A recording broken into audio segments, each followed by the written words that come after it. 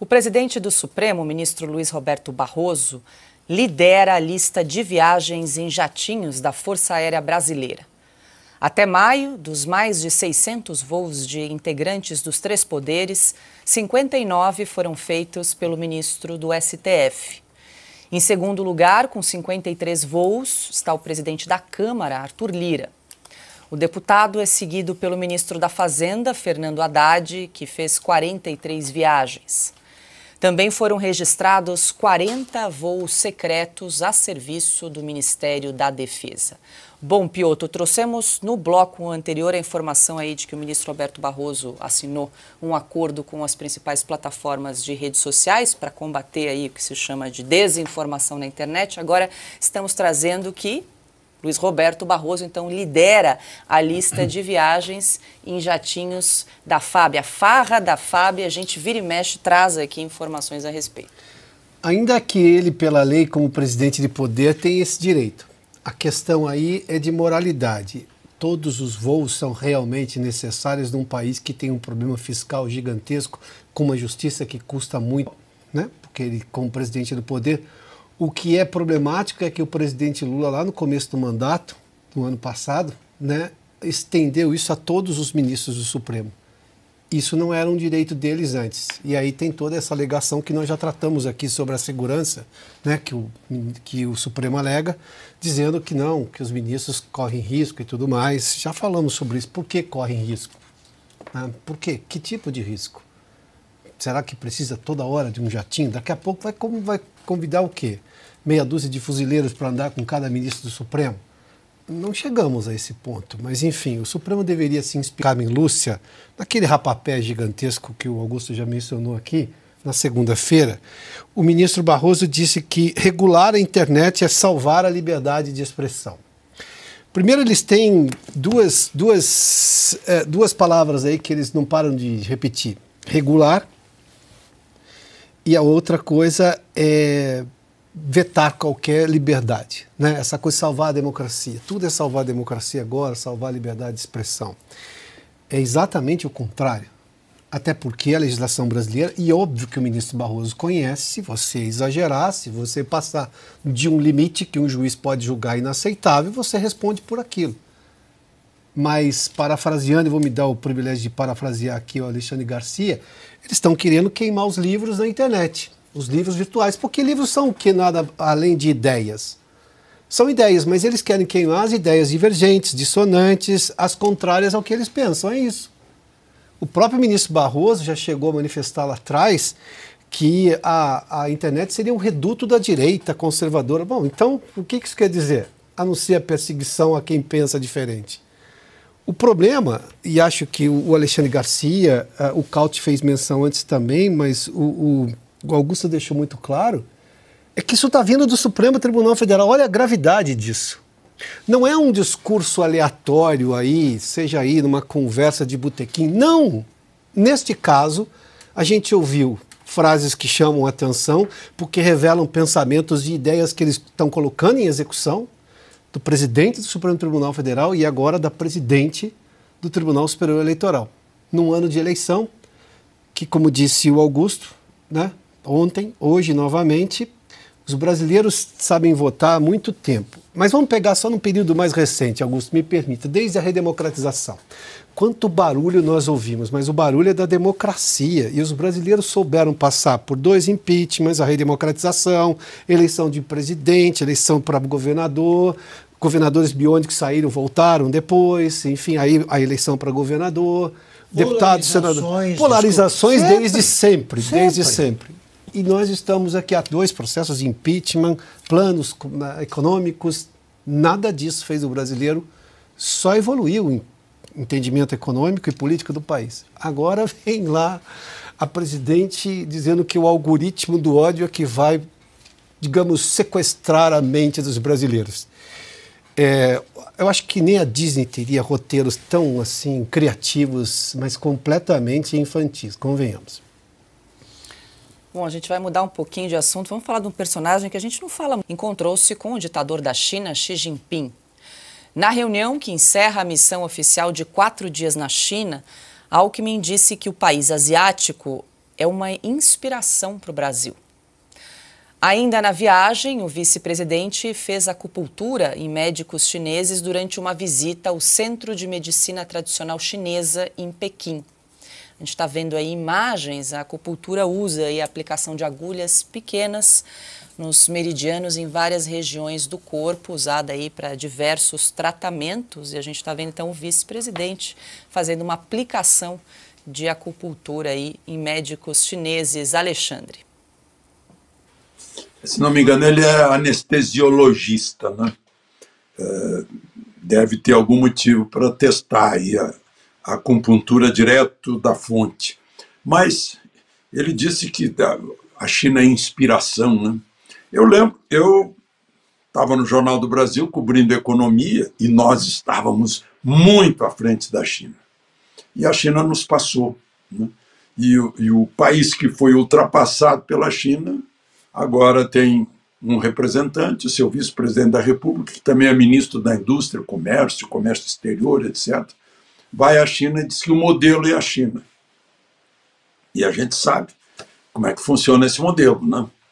É um modelo de capitalismo selvagem na ponta e de comando político marxista, comunista, ou até, quem sabe, confucionista, né, na sua praticidade. Eu lembro que o embaixador de Cuba, aqui em Brasília, anos atrás, me disse que Fidel aprendeu a governar com o carro inglês, porque faz os câmbios com a esquerda, mas dirige com a direita. E lá na China é mais ou menos isso, né? Ele está aplicando o capitalismo de um lado e mantém o poder de outro, censurando, não tem liberdade de opinião, as redes sociais lá não tem liberdade, né? Daqui a pouco é um modelo que estão olhando. Eu fico preocupado com isso. Dá certo, Lula já falou mais de uma vez que é muito bom um regime forte, porque aí o governo consegue fazer o que quer. Só que em democracia o governo faz o que o povo quer. É o poder que emana do povo. Eu acho que tem gente que não entende, acha que o Estado é o suprassumo. O Estado é o substituto de Deus, do pai, da mãe, né? Como é essa escola, essa tentativa de escola de tirar as crianças da influência da família. E eu estou falando como ex-eleitor de Alckmin, eu votei uma vez nele, né? E ele falava muito na época, até não foi bem entendido, em ética o tempo todo. Mas agora eu vejo de bonezinho do MST, cantando a Internacional Comunista, né, o suprassumo canta a Internacional Comunista e depois se dirige à China, numa comitiva da qual saiu o presidente da Confederação Nacional da Indústria em protesto contra uma medida provisória que prejudica a indústria, prejudica o agro e prejudica as exportações brasileiras, recém-assinada pelo presidente da República. Augusto.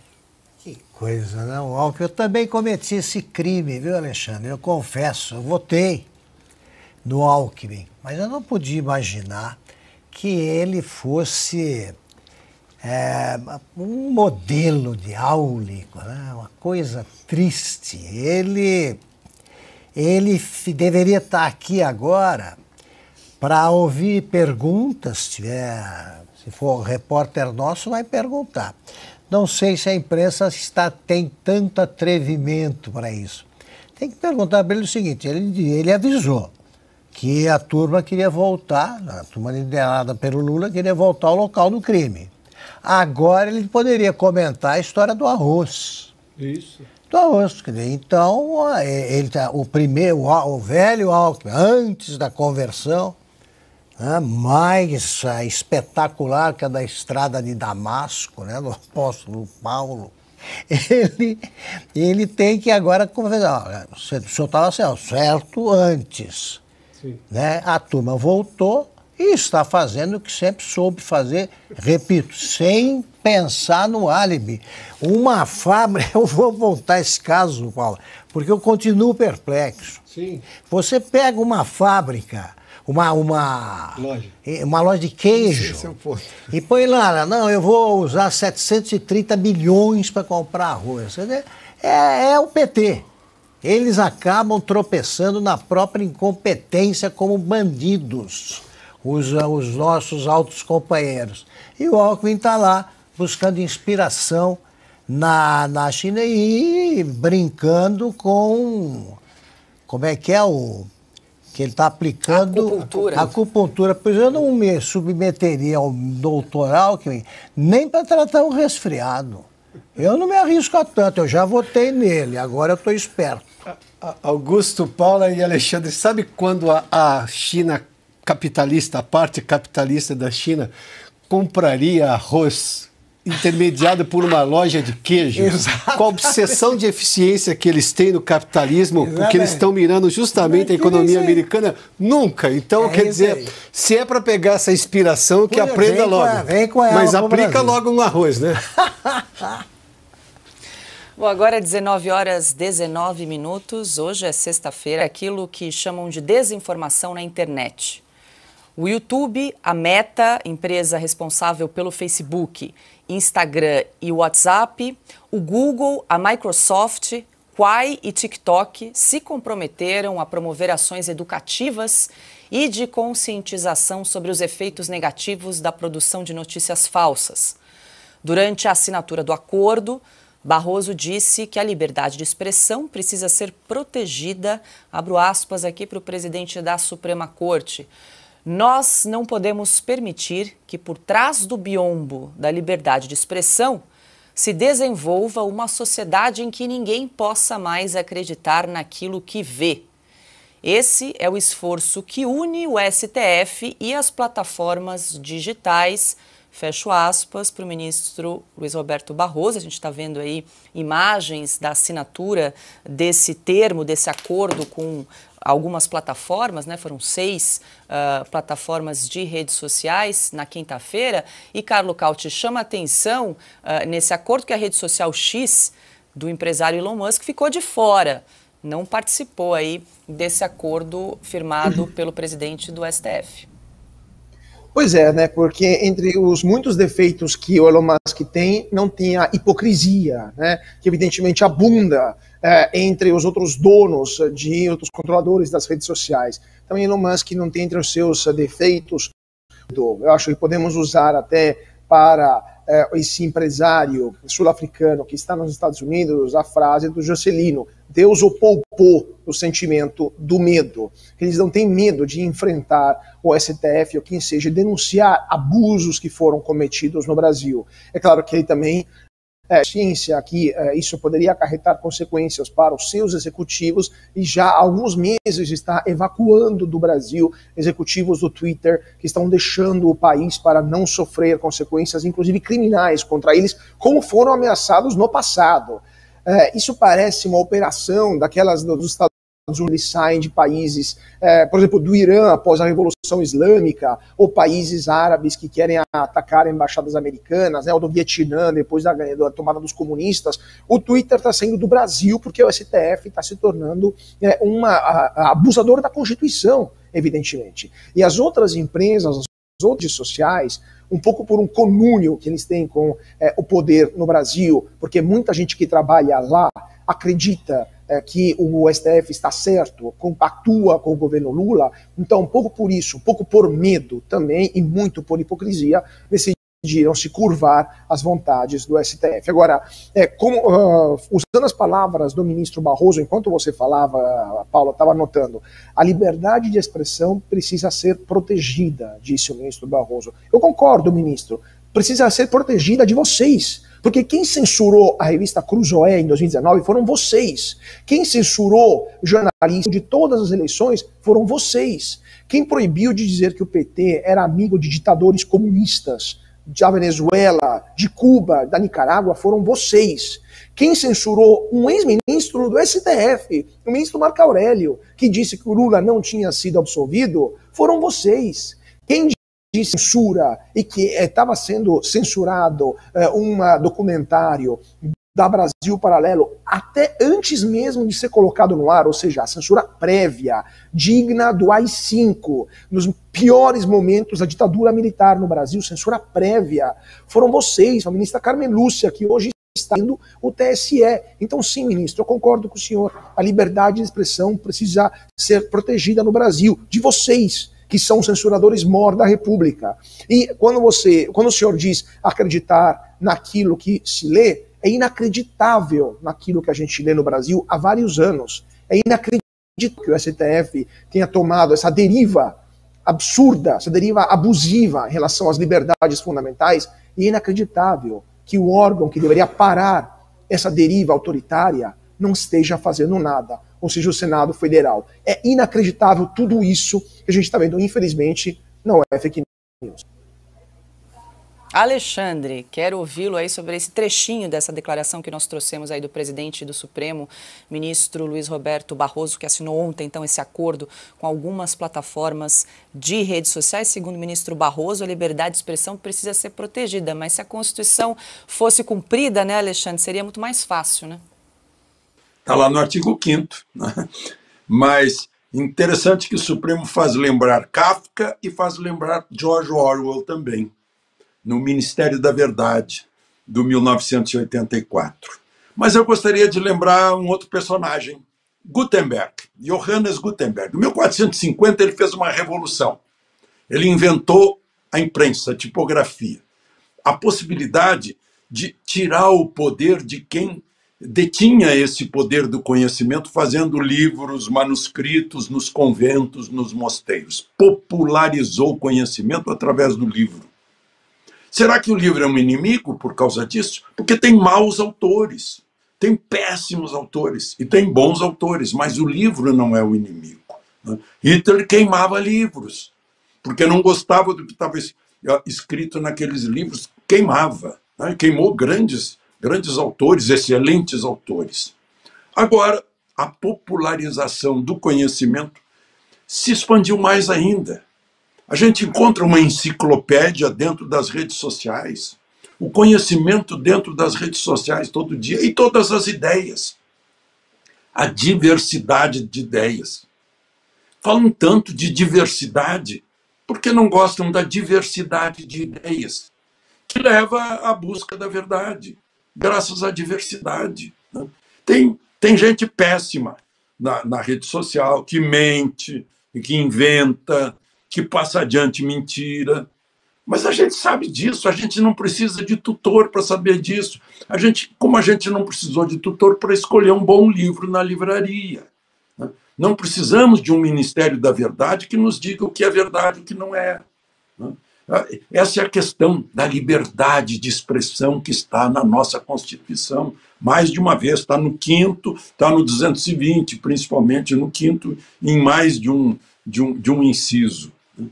Então, sem liberdade de expressão, com alguém nos tutelando, nos tutorando para indicar qual é a verdade, o que você deve, isso não deve, é de novo o Index Librorum Prohibitorum da Igreja.